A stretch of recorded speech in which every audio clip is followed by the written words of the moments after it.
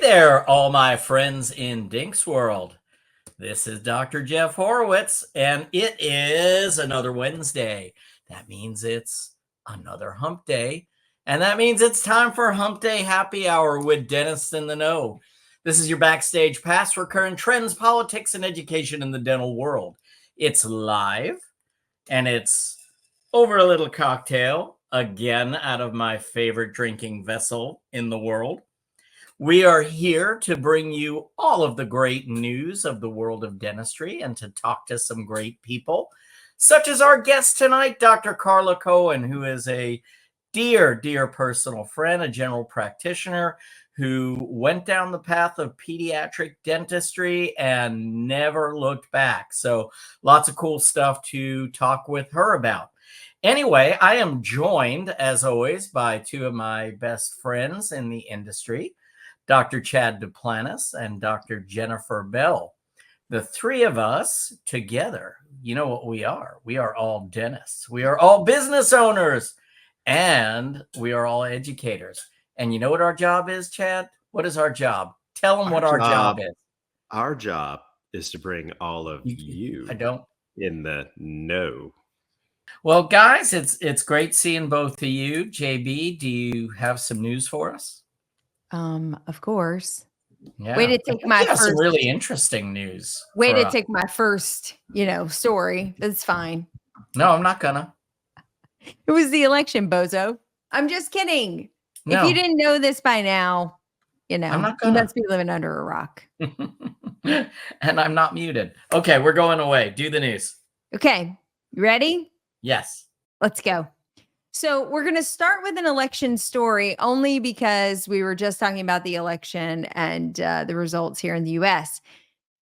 And it was just a week ago that a dentist was charged with threatening an election official. This individual in Florida, Dr. Richard Catwell of Tampa, Florida, had kind of had a history of making threats.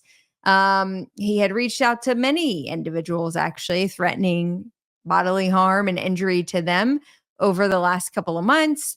And eventually charges were filed against him, sending more than 100 threats of death and injury, including racially charged messages to 3 people in 2019 and 2020. And of course, this started to kind of really ramp up in the last couple of years.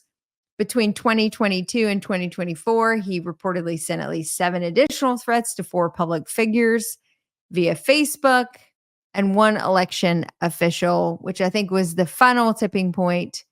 He was then arrested and then being charged for threats of violence.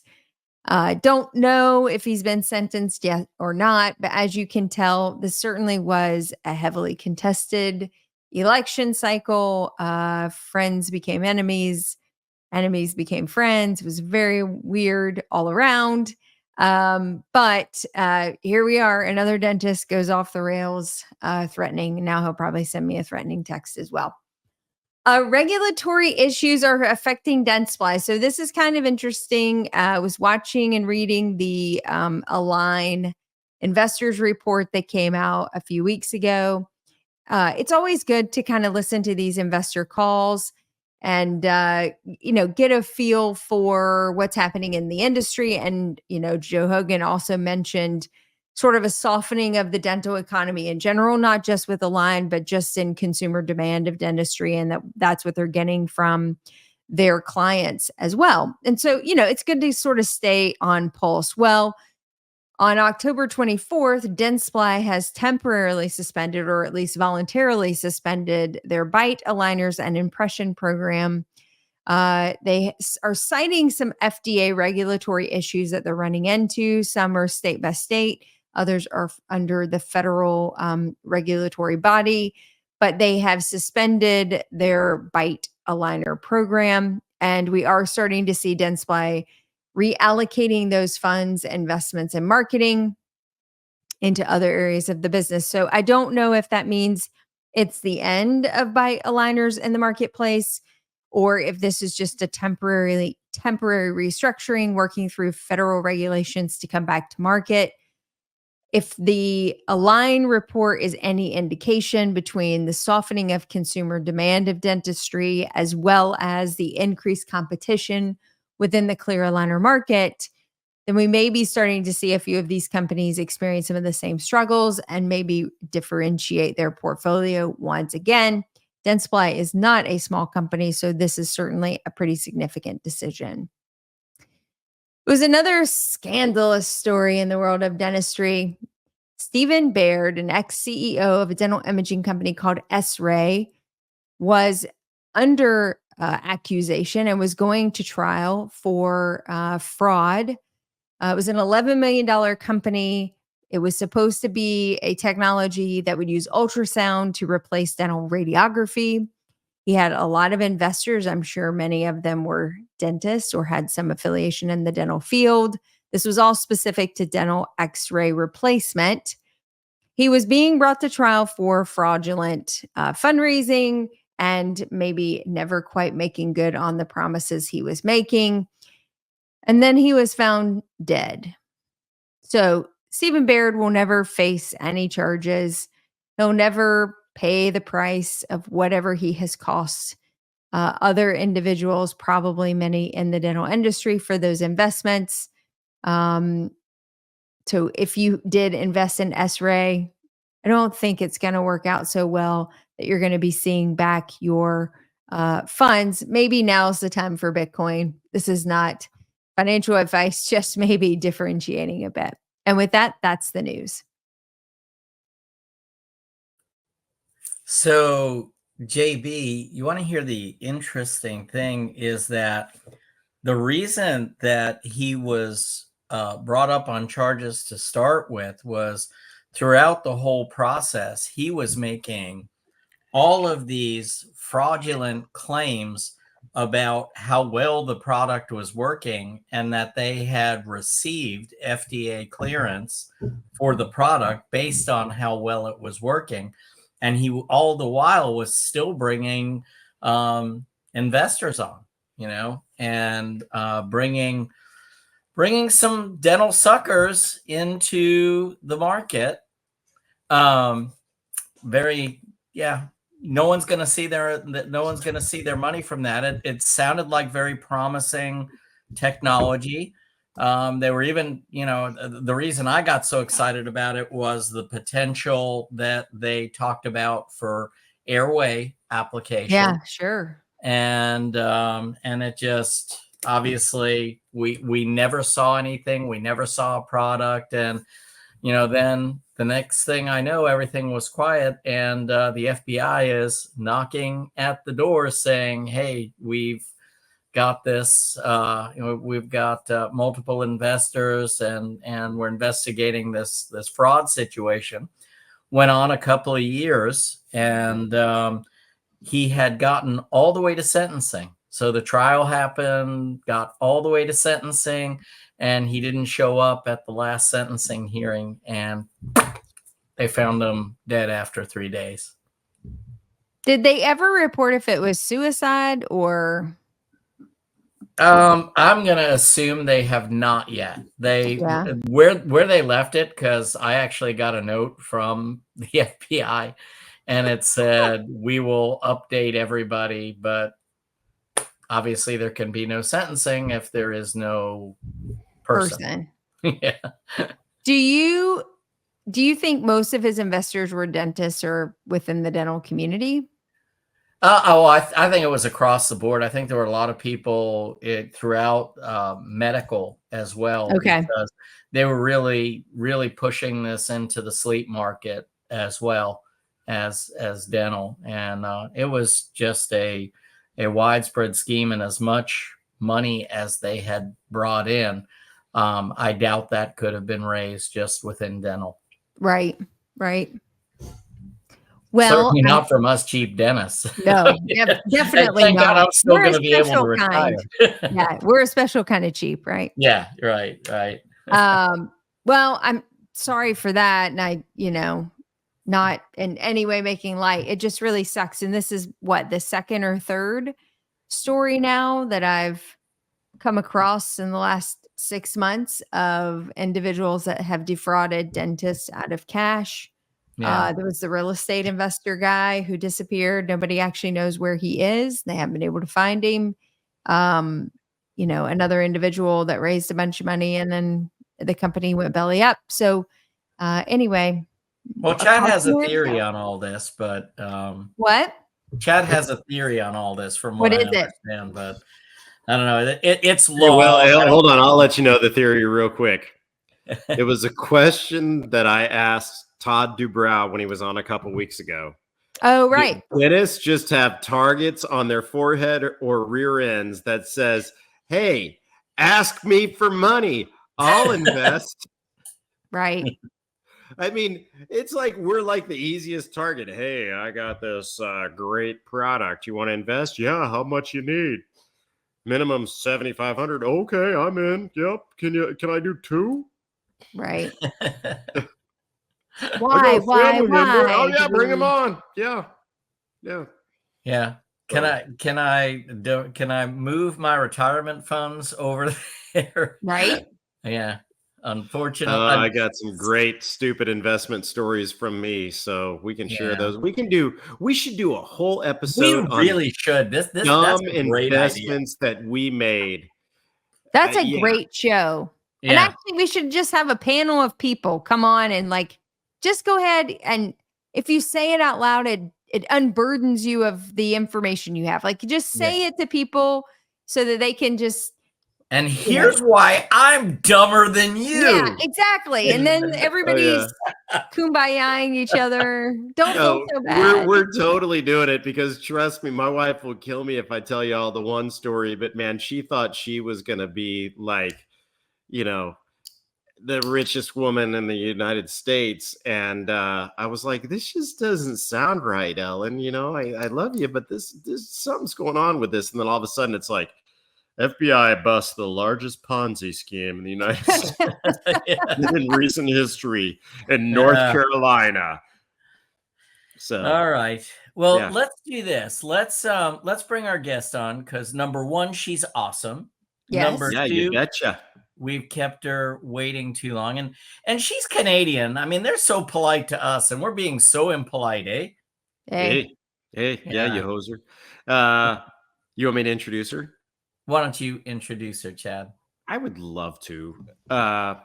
Tonight's guest is Dr. Carla Cohn, and she is a wonderful human being. She is a general dentist, but she has, God bless her, devoted her practice solely to the practice of dentistry for children. She maintains a private practice at Kids Sleep Dentistry in Winnipeg at the Western Surgery Center. She has published several articles. She's done hundreds of webinars and live courses. She enjoys teaching all aspects of children's dentistry for the general practitioner and has had the pleasure of doing so both nationally and internationally. And I can tell you the reviews I've heard is that she is one of the best. She also teaches in the undergraduate pediatric program at her alma mater, University of Manitoba Gerald Nisnik College of Dentistry. She's an active member of several dental organizations. She's been invited as a fellow to the Pierre Fauchard Academy and International College of Dentists. She's been recognized as Dentistry Today's leader in continuing education multiple years in a row, as well as the top 100 docs. One thing that she fails to mention on this, and I have to bring it up because I'm not diminishing what she does, but I'm just expressing the need for this right now. She's married to a freaking chiropractor, and my neck and upper back is screaming right now. And I could use me some Arnie right now. I mean, can we get Arnold down to Texas to work on me? Love some Arnie. Beyond all of that, Carla is just a fantastic human being, a wonderful person, and she's a pleasure to be around. Carla, it's great to have you here. Do you see her hot pink microphone? Yeah, I think she's muted or something shit like that. I don't know. I can't hear her. Oh, hold on. Here, hold on. I'm going to unmute her. Carla, did she hook up that hot pink microphone? I can't unmute you, Jeff, Carla. There you go. Yeah, There it is. help. Okay, let me go back a second. I went and I got this down from the basement just for you, Jeff. Thank you. Yeah. Thank you for such a lovely introduction. I only told you part of it to say you made up some of it by yourself. So thank you. And absolutely, Arnold will come down to see you only if I can come too and fix all of your ailments. So, hey, it Today. pisses me off because you and we were in the same town 2 weeks ago.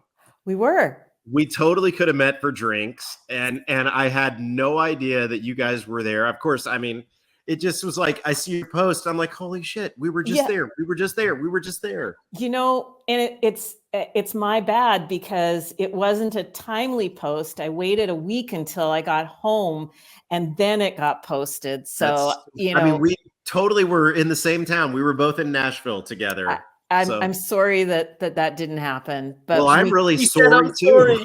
My whole he said, "I'm sorry." How many minutes did it take, or was it even a full 2 minutes or 3 minutes? It wasn't even a full 2 minutes.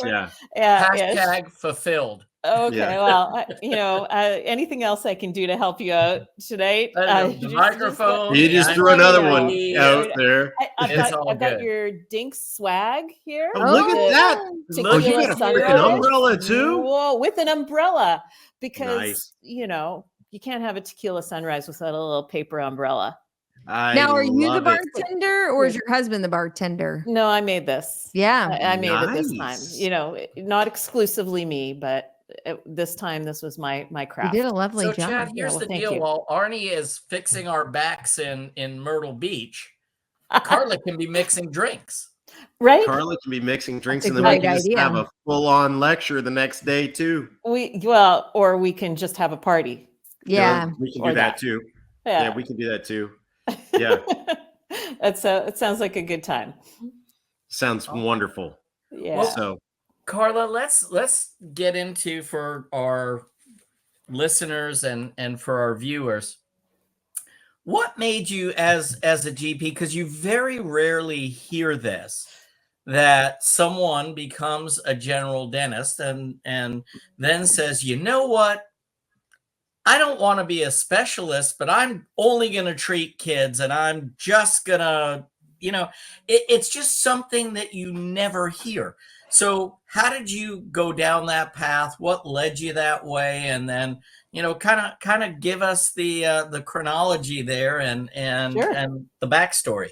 Sure. It's not that much of a rarity because I find out now, you know, so many years later, when I go out and I'm teaching, that there are a lot of people that attend my courses that are general practitioners that are just limited to pediatric dentistry. What their stories are, I don't know. Mine is not really that inspiring of a story. I mean, maybe I shouldn't say that. I'll leave it up to somebody else to decide what's inspiring and what's not. But so I completed I was in my last year of school, like undergrad, dental school, and the dentist that ran at that time, it was an internship. So a hospital internship, children's hospital internship, approached me and said, hey, I think that you should apply for this internship. They accepted one student. We're from a small place. And so I thought, he's asking me to apply. I mean, I should probably apply. He must see something that I have no idea. So I did the year and really developed a love for seeing kids and not a love for seeing adults. So I finished school, the internship, and I saw adults for just a little tiny bit. And this was, you know, we finished school. We were in school for a long time, do the internship, and you just want to start your life, right? So my husband at the time, we got married at the time of the internship when it was all done. And then I just wanted to, I would have had to have left Winnipeg at the time to go and do a full out pediatric residency. And I wasn't willing to. Then, you know, well, maybe you don't know, but you have a baby, and then you have another baby, and life happens. And before I knew it, I had developed this niche where I was just seeing kids and I had the ability to go and do part of it as an operating room practice. And it was just working so beautifully. And the people in my community were sending me referrals because they were happy to send it to GP. I wasn't keeping the patients. I would see the patients, treat them in the operating room, and send them back. So it worked out so well. And, then life continued to happen. And then, holy cow, looked back and I don't want to say how many years have gone by. So it's worked out. It's got to be at least 15 now, right? Yeah, at least 15. So that's how it happened. And so, GP. And then I started speaking 15 years ago. Right. And I spoke about what I did, and it became something that became very appealing to the dentists that wanted the education, because I'm speaking to them as what they are. They're general practitioners with the kids in their practice. And if I can see the kids in my practice without, having to refer them out, so can they. So that's how that all kind of just snowballed into this big package of life that I'm living right now. Do you think, I guess it's a two-part question. Number one, for young grads who are watching this, who maybe also have a passion or desire as GPs to really focus in on kids, do you think that can continue to be a sustainable business model? And maybe what would be some of the necessities or things that they might need to do to do that? And then what training or background would be helpful for them to be successful in that particular arena?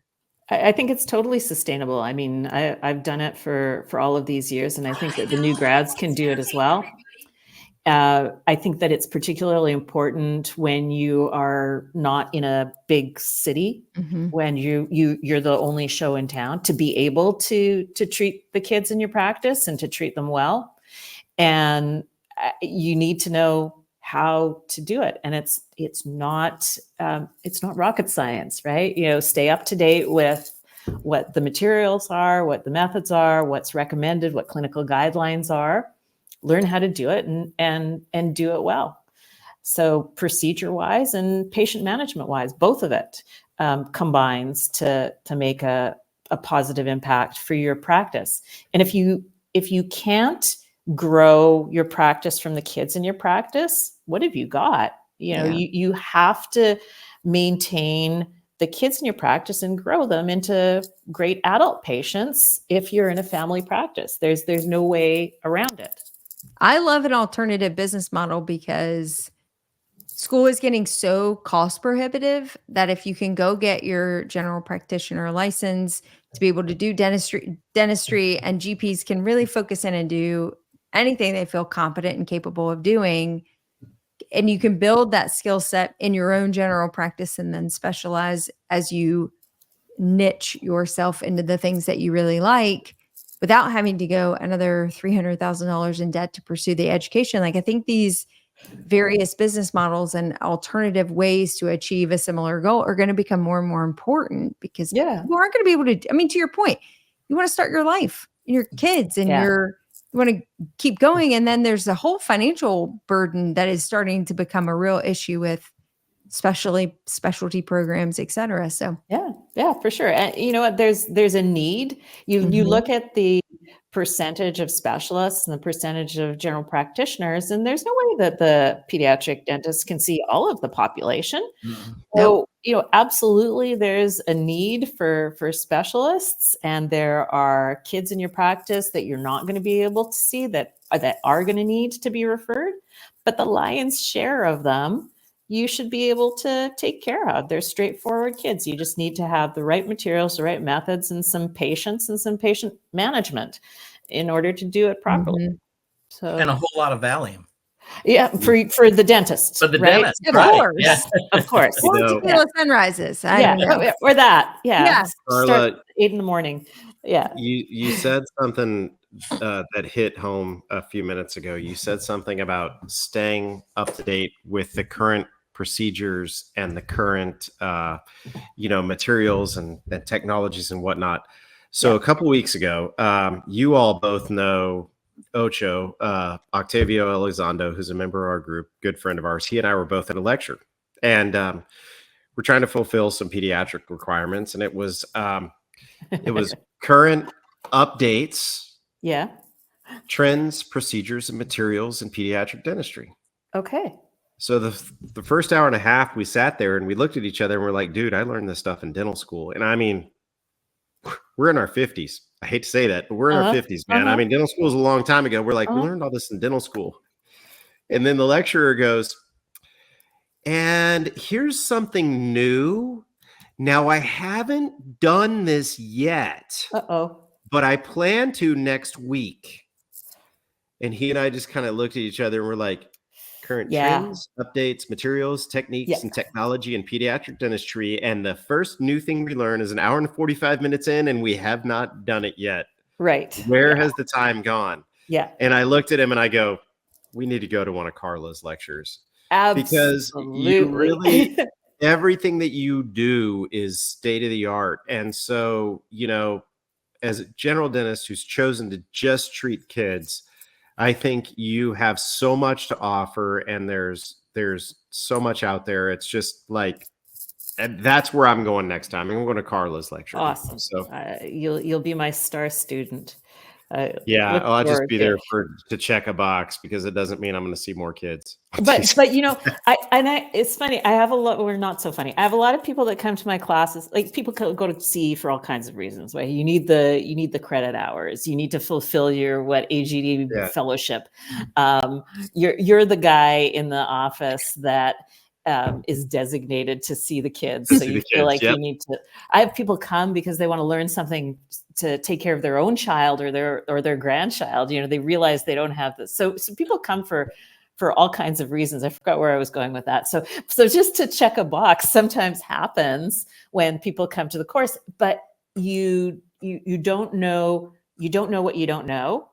And you see something when you go to any course, whether it's pedo or endo or prosto or whatever, you go to a course, and then lo and behold, some days or weeks later, some patient comes across your path and like, hey, I remember seeing that, and maybe this would be a good thing for that patient. So even just for the exposure and the knowledge as to what's out there and what's new.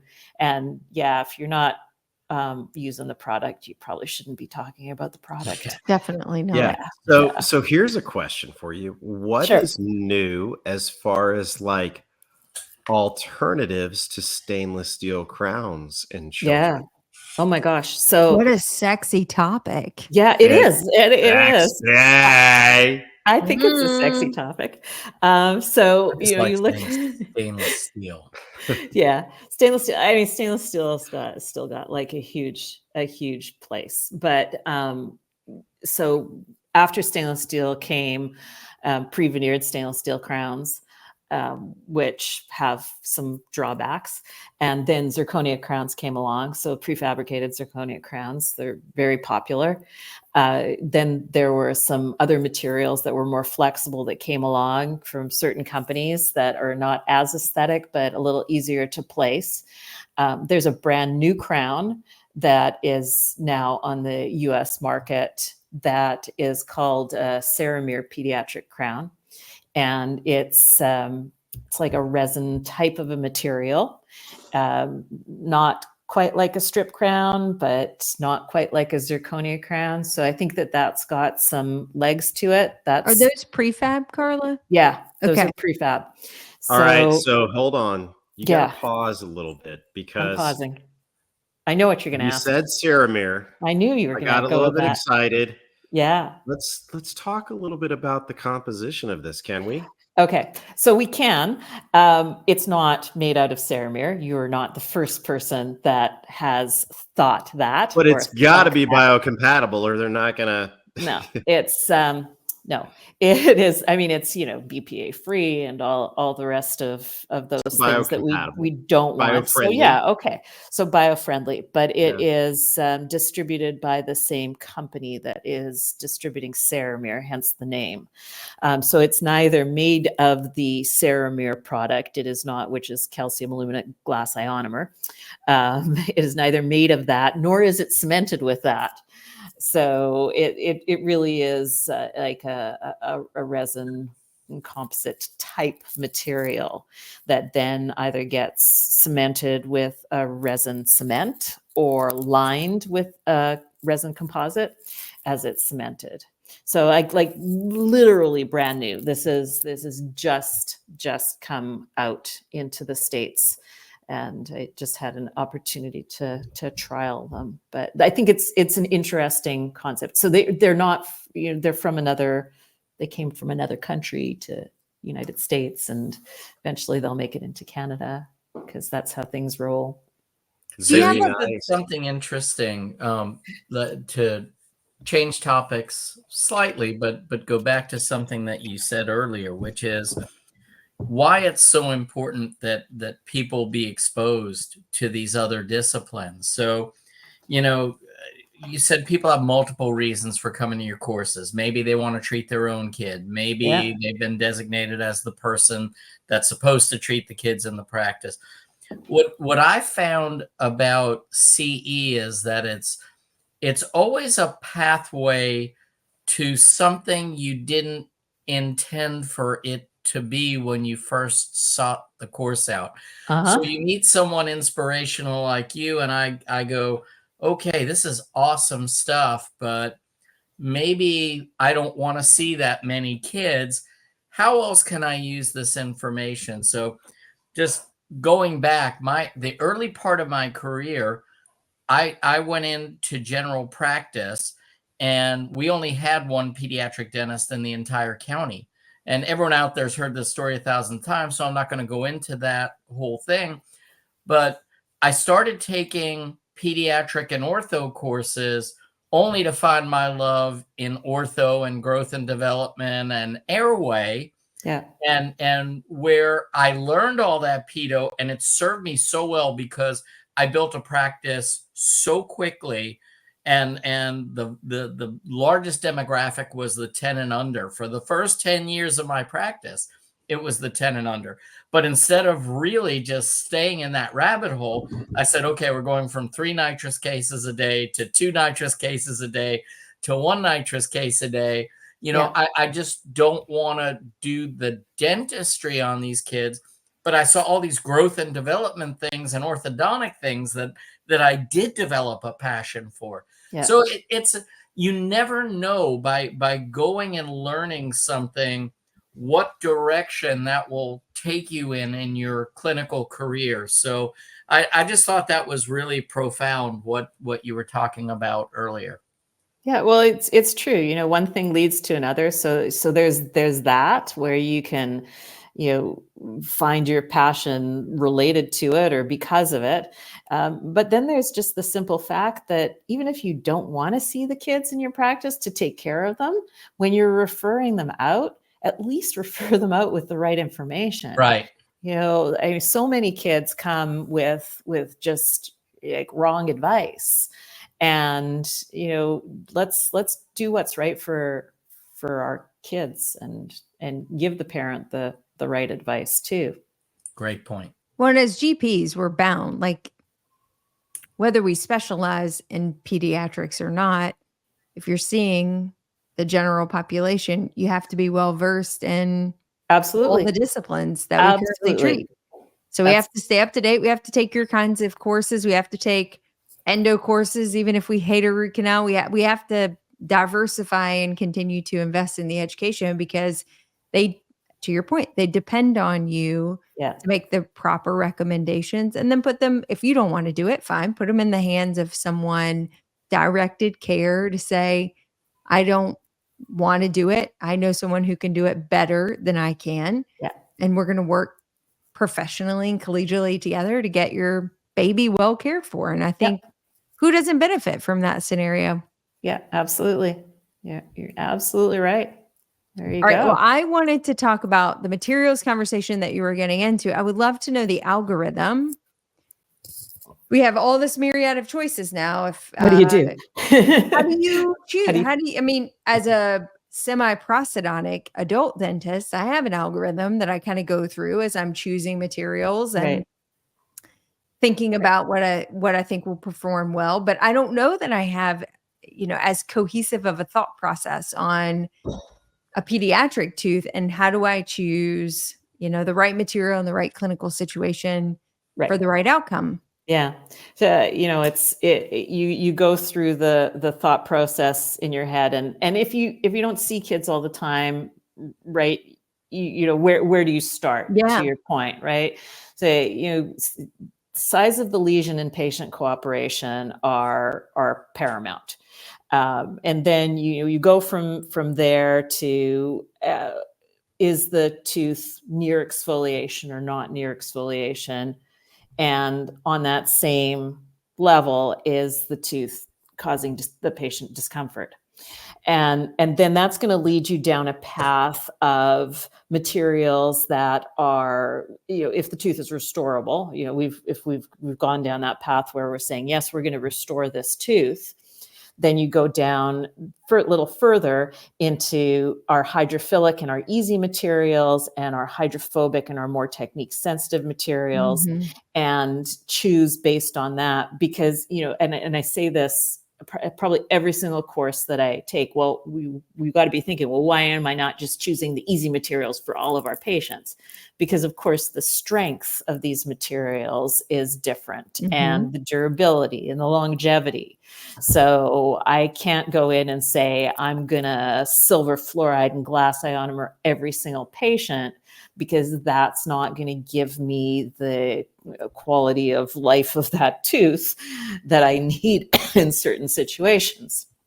So you go through that algorithm based on all of those things to get to the bottom line of what are we choosing? Are we choosing glass? Are we choosing composite, full coverage, pulp therapy? And then that whole pulp therapy has a whole other algorithm that you go down to choose what type of pulp therapy am I going to do? And then what material am I going to choose? Because beyond in each of those categories, when we get down to that bottom line and I say, yeah, okay, I'm going to do composite resin. I mean, how many composite resins do we have available to us in our field that we can choose from? And then that's where it comes in to going into like a hands-on class where you can try these different materials, and I can work with it for a day and I can decide what it is that I like in the handling better than other materials, and taking that information from somebody that, to your point, Chad, has actually used the materials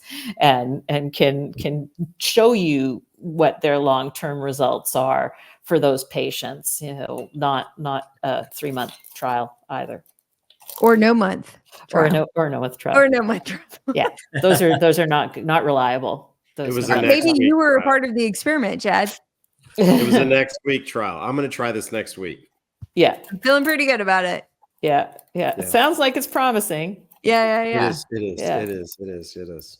We're thinking about possibly considering the option of discussing whether or not there's a feasibility study that will allow us to consider using this material in certain applications. Right. But I guess this person that put it that way, that's way better than the other person that was talking about all of the benefits of certain types of ultrasound and right? Because the oversell and underdeliver. Oversell, underselling, right? And no delivery, right? Because what if I go to this course and I say, we're going to use that crown, it's fantastic, and then I've got 100 people in the class that are then going and using it on 100 other people, and I'm like, oh my God, what what have I done? What have I done? Right, Carla, the impact you and of I malpractice. both know. We all know that there are plenty of situations where someone has stood up and told us about a material or service that really had not been vetted very well. Yeah. It brings back some memories. Yes, it does. So How this is a maybe a controversial question, but do you have any issues within your community um, with you're only seeing children and the pediatric dentist per se? You know, I think the people that have issues might be their problem. I think Yep. that I guess the short answer is, of course, always there are people that get worried about their turf when they feel that somebody is coming in and maybe doing what they should be doing. But I've never ever said I'm a pediatric dentist, and I've always maintained what I am. And if people want to collaborate with me, that's their gain. And if Wait, they want to shoot me down, go ahead.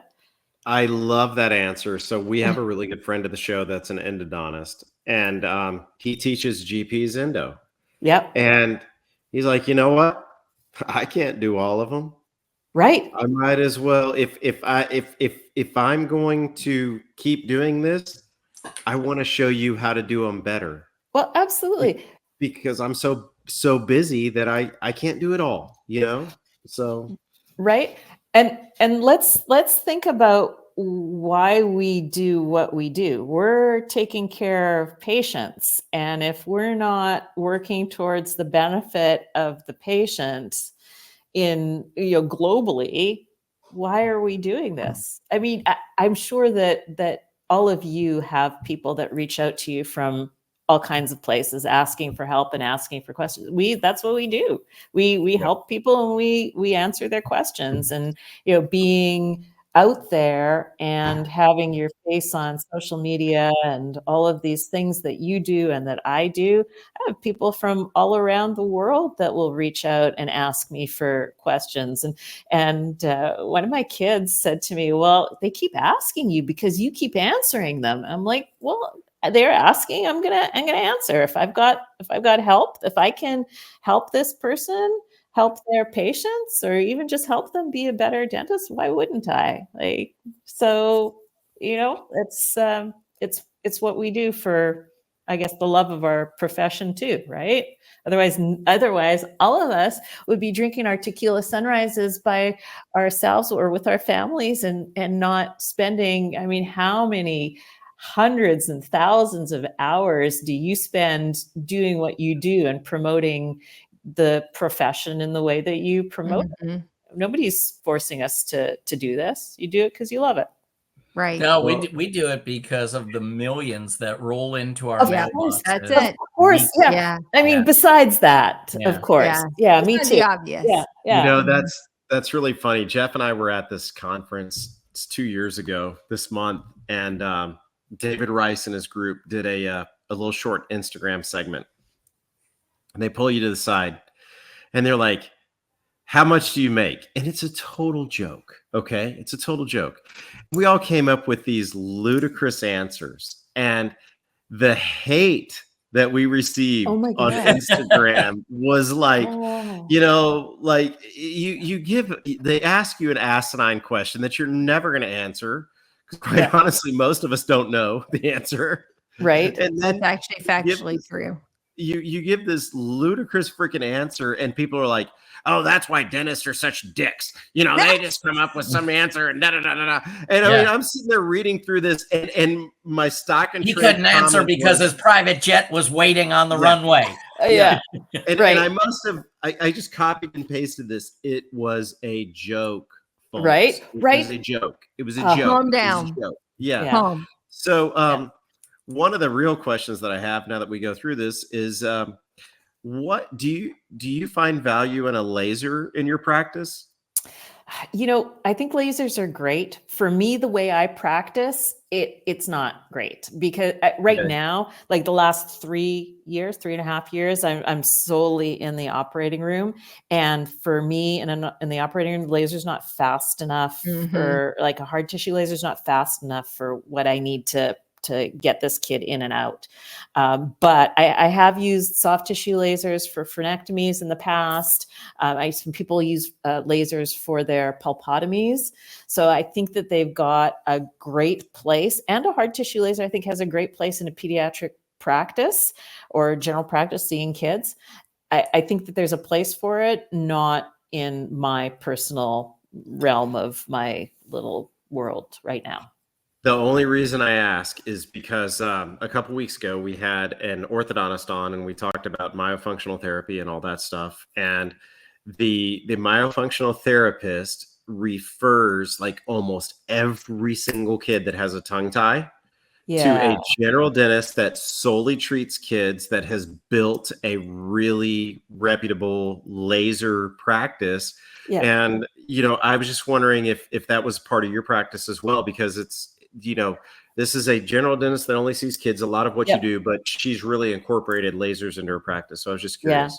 No, I think that's a great niche. And I think that there's a great need for it. And I think there's a great need for an educated person to be able to be doing it. She wants to get in the hot room. It's like, he wants in so badly. Should I let her in? Yeah. Let her in. Mine was just on my lap. Mine was just okay. Give me 1 second. I'm gonna undo. Okay. Hang on. Did y'all see her? Talk amongst yourselves. Yeah. Did you see her? I did. Rosie girl, my Rosie girl.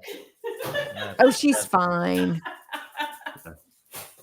Bless her heart. Oh, she's happy. Okay. Oh, there we go. There she is. Okay. That's My Sally. God. The trauma. This is Sally. Uh-huh. And Lucy's on the ground because Sally always takes what Lucy wants. Right. Which is my lap right now. Are they golden doodles or? They're golden doodles. Oh, they're adorable. Beautiful. Thank you. It's a shame they have no energy. Oh Yeah. my God. Okay. One. There. And depression. Oh my God. Yeah. And I'm trying to keep them out of the sleeping. room because they can be a little noisy. Yeah. But Well, yeah. Carla, I want to change gears for a second for because it. you've been you mentioned that you've been lecturing for a while, and that's how we got to know each other. Yes. But you kind of taken that to another level now with what you're doing. So why don't you tell everyone out there about some of your ventures now with continuing education and what you're doing and your new company? Awesome. So I started a new company. It's called Lit Smile Academy, and it is active and happy. I've done a few. This is fairly brand new within the last couple of years, and so I've done a few hands-on courses. I did one in Winnipeg. I did one in Vegas last year. I just did one in Chicago, and right now those last 3 have been all pediatric dentistry. For the general practitioner and hands-on. They've been all hands-on courses. And so I go through, whenever I do my courses, it's typically a snapshot of what you can expect in the different scenarios in your practice. So I'll go through your glass ionometers, your composites, your full coverage, your pulpal therapy, and other things that need to be known in your practice. And so my next course, hands-on course is going to be in June in Vancouver. And it's going to be another full day pediatric dentistry. But then what I've also got coming up is I've got a travel CE. So this is going to be what I want to create with this is I want to create like a luxury travel niche where you can go to a really nice place and do your dental CE and meet other people. My whole passion behind the continuing education is I want people to be able to go to these continuing education courses and to have an environment where they can feel empowered and be able to ask the questions and not feel like they're being judged. So I digress for a moment. So November, so a year from now, and I've just put it live on my website. I don't have the details on it yet, but I have the dates. So in November of 2025, I've got a week booked at Playa Mujeres in Cancun, and it's going to be a combination of myself and an endodontist colleague of mine, Dr. Rodrigo Cunha. So he's going to do half of the CE, and I'm going to do half of the CE. And then we're going to have your favorite chiropractor do some continuing education on ergonomics, because he's started doing a little bit of ergonomics lecturing. He did some when we were all together in our previous life. And he's got another course coming up. We're going to do the DentSem, the Hawaii one, where he's going to do a day lecture and I'll do a day lecture. Anyhow, so that's my Lit Smile Academy. So I am, open for people to register. It's been a journey. It's been a lot of learning as I've been going along on setting this up and, creating a website and getting a nice database of dentists to come and join me. So I'd love it if you check it out. We need to make a course in the Murrells Inlet area, because we actually are going to have a hands-on for 50 auditorium in the new office. So I think you need to be on the agenda. And so we will talk offline about that. Okay. We'll make a date. We're going to make this happen. So, and that's fantastic. I mean, it took me like a year to get Lit Smile. I've got my AGD and my ADA certifications to give continuing education hours. So it's, I'd love to, because, we were talking a long time ago about coming out to Myrtle Beach, and it never happened. But now we can have a reason to do it. So exactly. 50 and people. Now it's all right. Well, 50 people, 4 teeth in the community, and a lot of fish. Bring your typodonts. Bring the typodonts. There might be more fish than teeth. You're right. Yeah. Can I bring Sally? This here is more lip fungus. He's only born one tooth that came out right at birth. All right. Yeah. Oh my God. No. On that note, we are at 9:29, and Carla. Hey Jennifer, I think Jeff's cut me off. Well, somebody's got to, I guess. Yeah. It was time. But what a great conversation as always. It's always great to see you, and I'm so happy to hear about what you're doing, and it's fun to see people in the profession, that have always had a passion for it, but have maintained that passion, even where we are in our careers, to help others and to continue to help patients. So very cool. It's a pleasure. Thank you for inviting me. It's always wonderful talking to you. And definitely. Let's make this Lit Smile Myrtle Beach happen. Yeah. And we'll all get together and we can have our tequila sunrises. Yes. And it sounds like a fun time. Yeah. Sounds like a plan. Well, thanks, Carla. Chad, do you want to close us out? I'd love to. It's today. We just want to thank Carla for being here. It's really fun to see somebody within the profession that's found their passion and been able to create a niche practice and such a wealth of knowledge. If you're looking for education, please go to litsmileacademy.com. I've truly heard so many wonderful reviews about Carla's courses. She mentioned November 2025 in Playa Mujeres, Cancun, if I said that correctly. I don't know. I haven't been there. Sure. But it'll be Carla and an endodontist, hands-on, all kinds of learning, really amazing. And I think you'll be able to really benefit your pediatric offerings within your practice. So please follow Carla, go to litsmileacademy.com, and thank you for being here, Carla. Thank you to the Dinks for hosting. Is someone getting a call? My daughter is texting me. It's probably about something really stupid, but my phone Okay. is like sitting I have sideways. no doubt. Yeah. Yeah. So anyhow, want to wish everybody a wonderful weekend and hope Wednesday. that regardless of what happened yesterday, let's all continue to try and get along because we can't change the results from last night. All we can do is move forward, hope for the best, and just wish everybody the best. So with all that being said, have a wonderful evening. Take care, everybody. And Good thanks, night, Carla. everyone. Bye-bye. And that wraps up another podcast for Dentists in the Know. On behalf of Dr. Jennifer Bell, Dr. Chad Duplantis, and myself, remember that we've got a great profession, so let's make it a great day, Dinks.